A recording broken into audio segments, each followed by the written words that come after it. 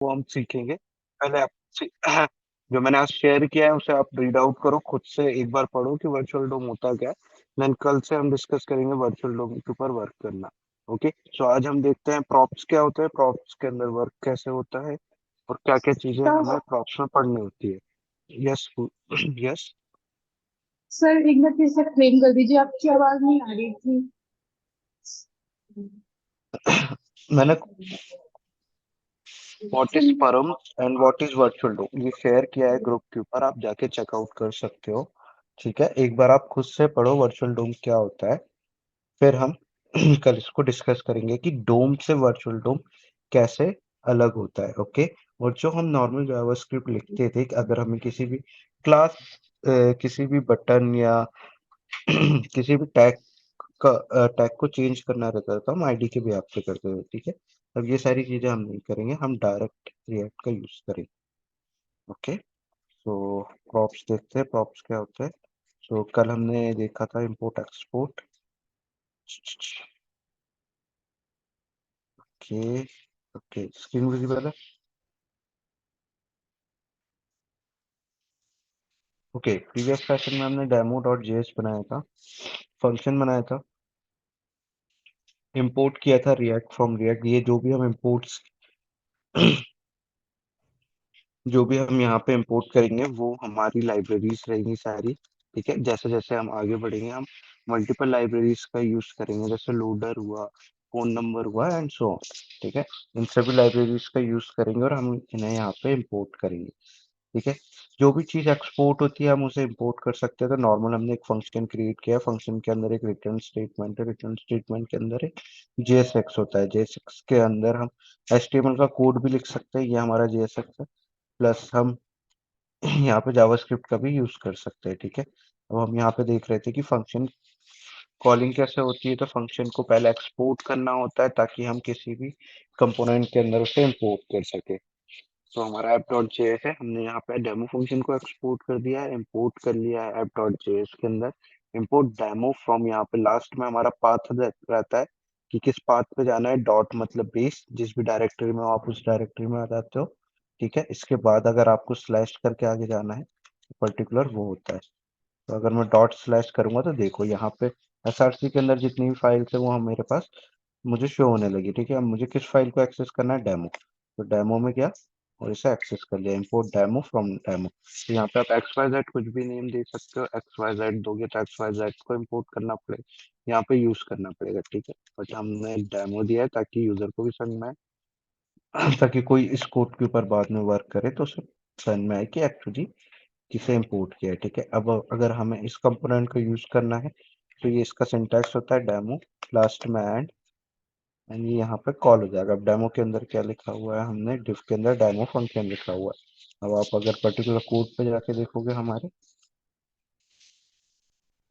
तो something demo function आ गया यहाँ पे। ठीक है, अब प्रॉप्स क्या होता है एक बार आप जाके पढ़ो।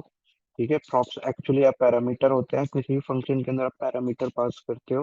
ठीक है, उसी तरीके से हम यहाँ पे पैरामीटर्स पास कर सकते हैं, बट ये एक ही डायरेक्शन में जाता है। ठीक है, टॉप टू बॉटम, बॉटम से टॉप अप नहीं पास कर सकते। तो ऐप डॉट जेएस, अगर मुझे कुछ वैल्यू यहाँ पे पास करनी है, जैसे मुझे नेम पास करना है, name is equal to Rahul. Demo के अंदर जाओ,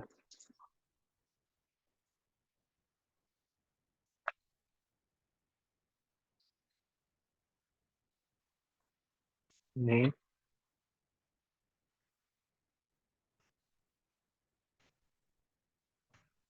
राहुल आ गया यहाँ पे।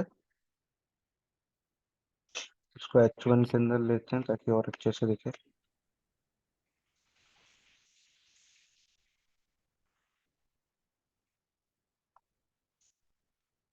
ये राहुल आ गया। अब एक्स वाई जेड में कुछ भी पास करूंगा तो यहाँ पे मुझे मिल जाएगा। जैसे राहुल पास किया है, फिर मैं इसकी एज पास करता हूँ, age is equal to 24। Demo के अंदर जाऊंगा, जिस नेम से आप पास करते हो उसी नेम से एक्सेस होगा। ओके, तो अगर आपने एज पास किया तो एज नेम से एक्सेस होगा। अगर आप इसके लिए कुछ और लिखोगे तो एक्सेस नहीं होगा।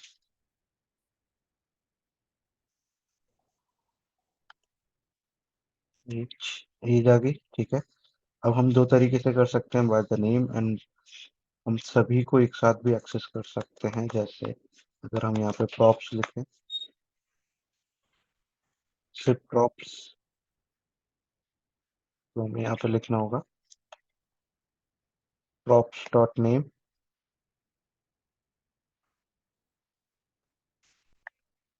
Props dot age. ओके, तो हम यहाँ पे अब देखेंगे राहुल और 24, एज उसकी ऐसा ही हमें शो हो रहा है। कंसोल डॉट लॉग करते हैं ताकि आपको दिखे कि एक्चुअली में प्रॉप्स कैसे पास होते हैं। Props is, props is props. देखो ऑब्जेक्ट के फॉर्म में होते हैं, नेम आया, एज आया, ठीक है। अगर आपको यहाँ से एड्रेस पास करना है तो आप एड्रेस भी पास कर सकते हो।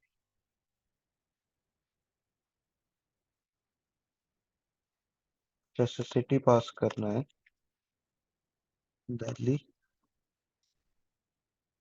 यहाँ पे अब हमें दिल्ली भी आ गया, ठीक है। ऑब्जेक्ट के अंदर अगर हमें किसी भी की को एक्सेस करना है तो हम डॉट ऑपरेटर का यूज करेंगे।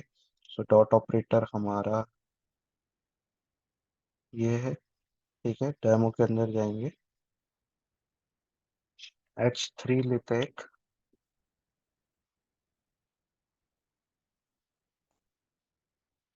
props डॉट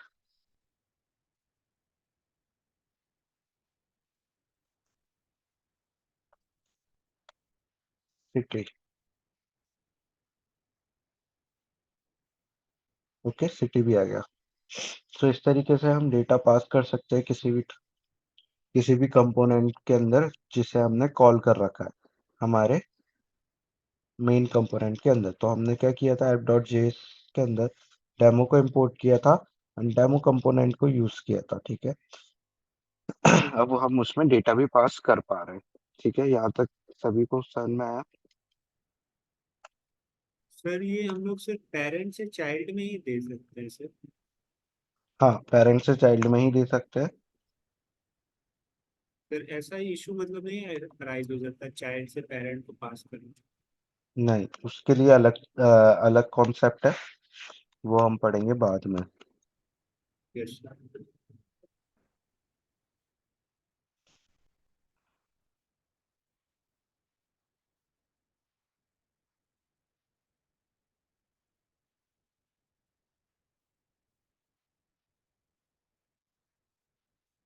ओके, यहाँ तक किसी को कोई डाउट है?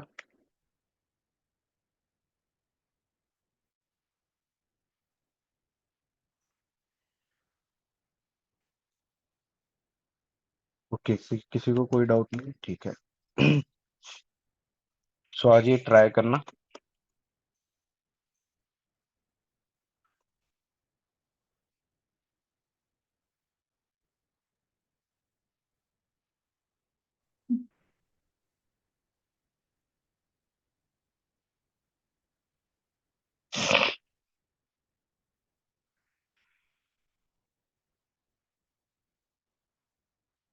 ओके, क्वेश्चन लिखो, मैं आपको डेफिनेशन शेयर कर रहा हूँ।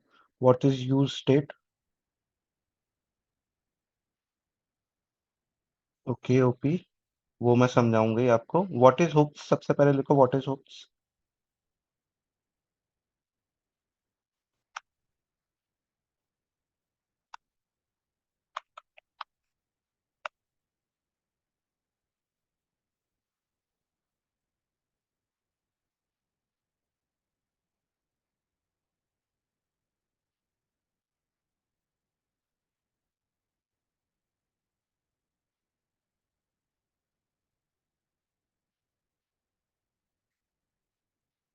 लिखा? Yes sir. ओके, ठीक है। Then what is use state?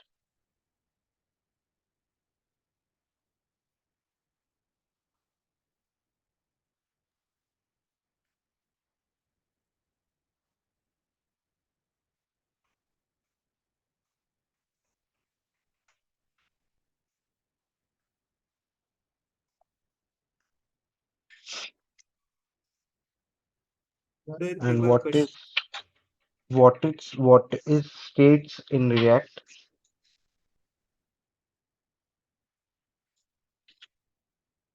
Sir what is आगे? States in React.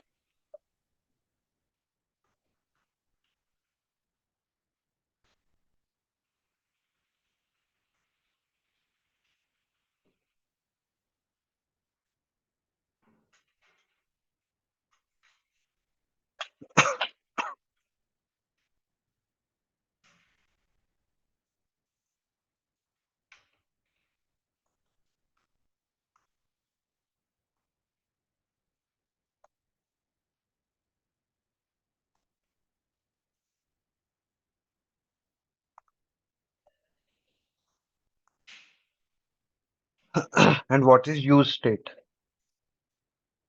What is use state? Yes okay, ठीक है, ये लिख लिया। ठीक है, सो अब आपको एक टास्क देता हूं मैं कि आपको एक काउंटर प्रोग्राम बनाना है जिसमें दो बटन्स रहेंगी और उनको उनके ऊपर क्लिक करने पे आपकी वैल्यू इंक्रीमेंट और डिक्रीमेंट होनी चाहिए। ठीक है, तो हम स्क्रीन विजिबल है। यस सर ओके, सो लॉजिक क्या बनता है कि हमें एक काउंट वेरिएबल लेना है जिसकी वैल्यू को हमें इंक्रीज और डिक्रीज कराना है पर्टिकुलर किसी भी बटन के क्लिक के ऊपर। ठीक है, सो जैसे ये हमने देखा कि क्वेश्चन हमें मिला है कि हमें एक काउंटर फंक्शन बनाना है जिसका काम क्या रहेगा, बटन के क्लिक पे उसकी वैल्यू को इंक्रीज करना या डिक्रीज करना। ओके, समझ में आ गया इतना? क्या क्या क्वेश्चन है? ठीक है, सो दो बटन सबसे पहले क्रिएट करते हैं इंक्रीज और डिक्रीज की। इंक्रीज,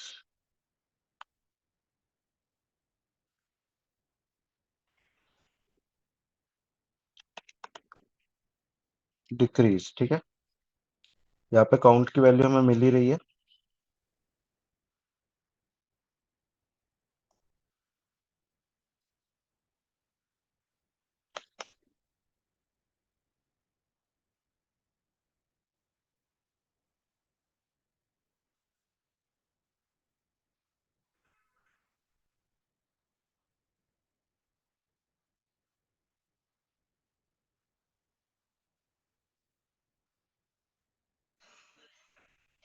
ओके, ये हमारे पास दो फंक्शन है, ये हमारे पास वैल्यू है, अब बस हमें इसी को इंक्रीज और डिक्रीज करना है। कैसे करेंगे? एनीवन?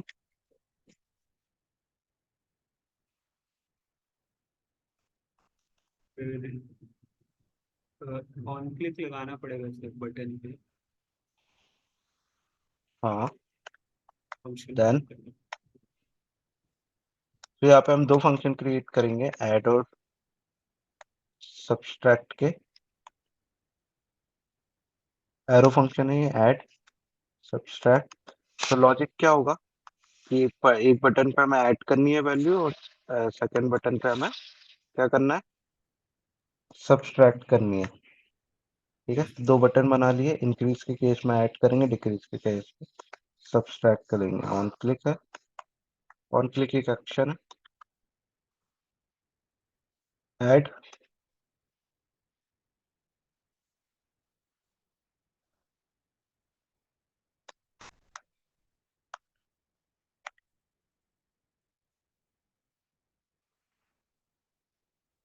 सब्सट्रैक्ट फंक्शन कॉल हो गए। सो बेसिकली हमारा लॉजिक ये होना चाहिए कि count is equal to count plus one, count is equal to count minus one. ठीक है, ये हमारा लॉजिक होना चाहिए। बट क्या हमें प्रॉब्लम फेस होगी यहाँ पे? इंक्रीज जब मैं करूंगा तो ये मुझे एरर देने लगा। असाइनमेंट टू कांस्टेंट वेरिएबल, तो इससे एक लेट बनाते हैं। देखो यहाँ पे वैल्यू इंक्रीज नहीं हो रही है, मतलब वैल्यू तो इंक्रीज हो रही है बट रिफ्लेक्ट नहीं हो रही है। कंसोल डॉट लॉग कराएंगे यहाँ पे, value of count, this is count, reload करेंगे, इंक्रीज के ऊपर क्लिक करूंगा, वैल्यू ऑफ काउंट 1 है, वैल्यू ऑफ काउंट 2 हो रहा है, वैल्यू ऑफ काउंट 3 हो रहा है। ठीक है, वैल्यू हमारी इंक्रीज हो रही है बट यहाँ पर रिफ्लेक्ट नहीं हो रही। क्यों नहीं हो रही रिफ्लेक्ट? क्योंकि जब हम वैल्यू यहाँ पे चेंज कर रहे हैं तब ये वाला पार्ट जो है हमारे रिटर्न का वो फिर से रेंडर नहीं हो रहा है। जैसे ही ये रेंडर होना स्टार्ट करेगा तब हमें ये वहाँ पे वैल्यू रिफ्लेक्ट होना दिख जाएगी। ठीक है, तो इस प्रॉब्लम का सॉल्यूशन क्या है कि हम यहाँ पे स्टेट को डिफाइन करें। ठीक है, तो सेम ही रहेगा, बस हमें स्टेट का यूज करना है नॉर्मल वेरिएबल के बदले। ठीक है, यहाँ से लेट हटाते हैं तो एक स्टेट बनाते हैं इसे कॉन्स्ट। ये सिंटैक्स होता है कॉन्स्ट, जैसे हम वेरिएबल इनिशियलाइज करते हैं वैसे ही इनिशियलाइज होता है यहाँ पे। तो जो फर्स्ट बॉक्सेस का जो फर्स्ट पैरामीटर होता है वो होता है वेरिएबल का नेम, सेकंड होता है एक फंक्शन जो कि वैल्यू चेंज करेगा उसकी। सो हमेशा याद रखना जब भी आप यूज स्टेट का यूज करोगे तो जो फर्स्ट होता है वेरिएबल का नेम होता है, सेकंड जो होता है वो उसकी वेरिएबल को चेंज करने की मेथड होती है, इनिशियलाइज मेथड होती है, जिसे हमने सेट काउंट से डिफाइन किया। ठीक है, देन इसके बाद इक्वल टू के बाद हमें यूज स्टेट का यूज करना होता है, यूज स्टेट हुक होता है एक। ठीक है, यूज स्टेट के अंदर एक वैल्यू होती है 1, सो हम first initialize value initial value दे सकते हैं 0। तो यहाँ पे हमने वैल्यू क्या दे रखी है 0। ये कोड को यहाँ से हटाते हैं,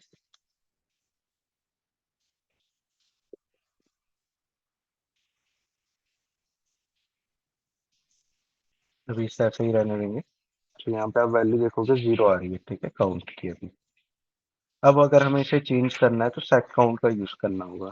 कैसे? क्योंकि ये एक स्टेट है, तो पहले हम वैल्यू चेंज करने के लिए क्या यूज करते थे, काउंट, काउंट प्लस 1।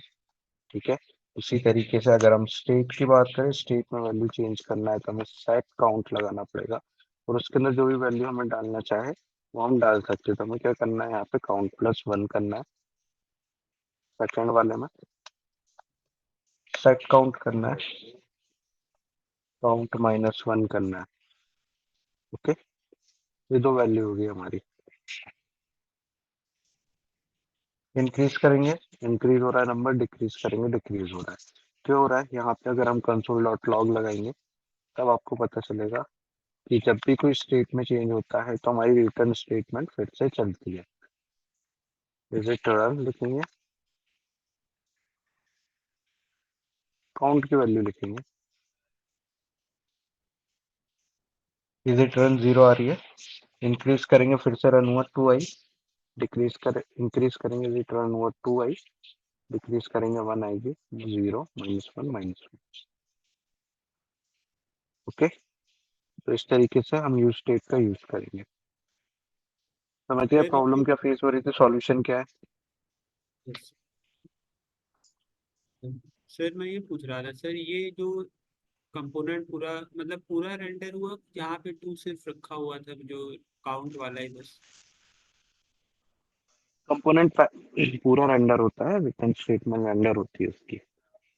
रिटर्न के अंदर जितना भी लिखा होगा सर पूरा? हम्म, यस।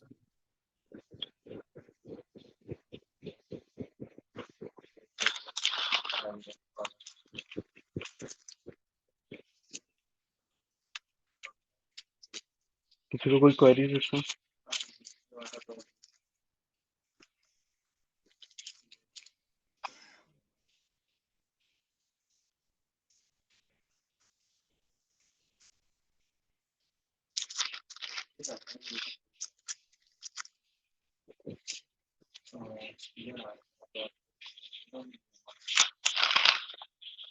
सर मतलब सेट काउंट क्यों यूज किया है?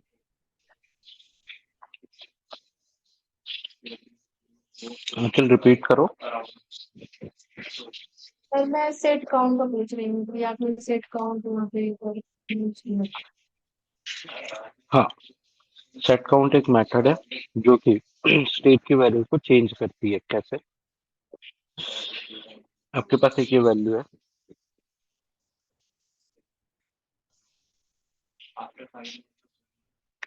नंबर है, नंबर की value 0।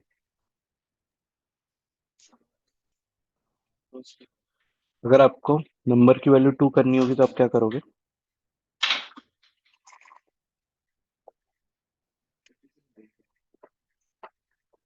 Plus.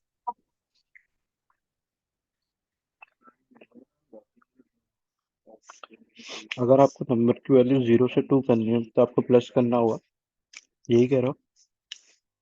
Yes. Without plus का मैं यूज नहीं कर सकता। सो अगर मुझे नंबर की वैल्यू 0 से 2 करनी है तो मैं क्या करता हूँ, नंबर इज इक्वल टू 2 लिख देता हूँ। तो अब क्या हो जाएगी नंबर की वैल्यू? अच्छा, अब क्या हो जाएगी नंबर की वैल्यू? तो अगर मुझे 4 करनी होगी तो 4 हो जाएगा। Number is equal to 4।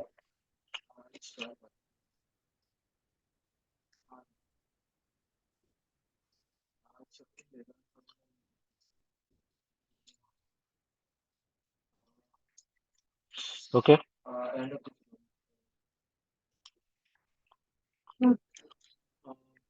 ठीक है। सो हम नंबर के अंदर वैल्यू कैसे स्टोर कर रहे हैं?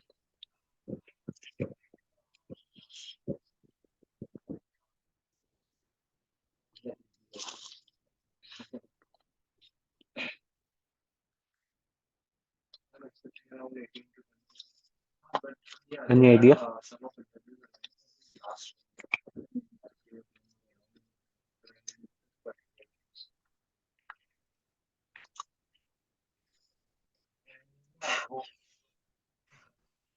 अगर पता है या नहीं पता है, दोनों चीज में आप आंसर दे सकते हो। हमें ही पता है। दैट्स फाइन, नो प्रॉब्लम, ठीक है। सो इक्वल टू जो होता है, सिर्फ हमें इक्वल टू को हम क्या कहते हैं, असाइनमेंट ऑपरेटर कहते हैं, जिसकी हेल्प से हम कोई भी वैल्यू असाइन करते हैं किसी भी वेरिएबल के अंदर, ठीक है। तो कभी आपने ऐसा देखा है कि अगर मुझे इस वैल्यू को चेंज करना है तो मैं इस वाले ऑपरेटर का यूज कर रहा हूँ, नंबर इज इक्वल टू 5 6, ऐसा करके कहीं देखा है क्या? अगर वैल्यू चेंज करनी है तो ये नहीं हो सकता है। हर एक चीज के लिए एक ऑपरेटर है, उसी तरीके से आपका असाइनमेंट ऑपरेटर, ठीक है।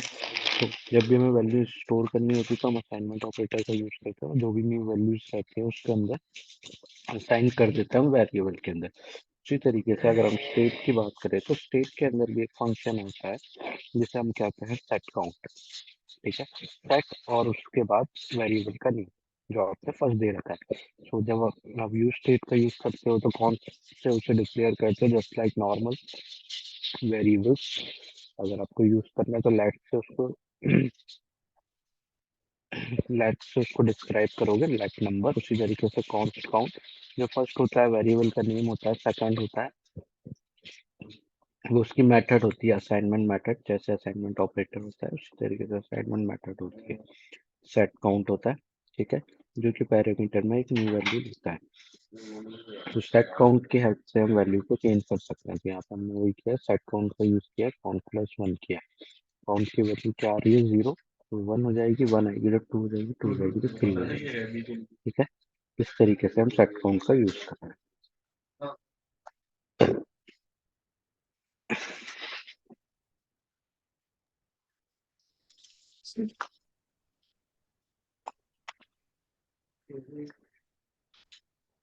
चल, कोई डाउट है अभी? तो सर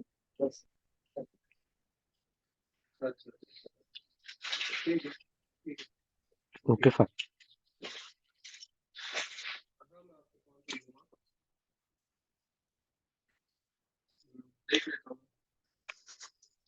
किसी और को कोई?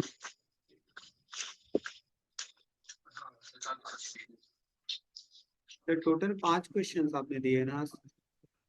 हाँ, ये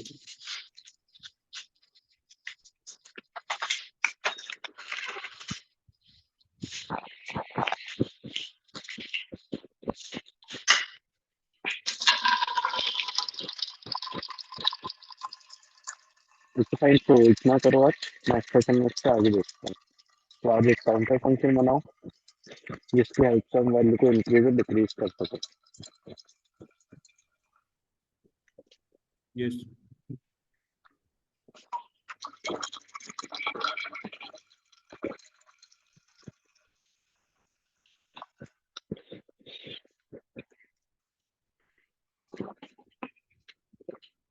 अपने बैंक के ऊपर लिमिट लगी रहती है, अगर अपने को बढ़ा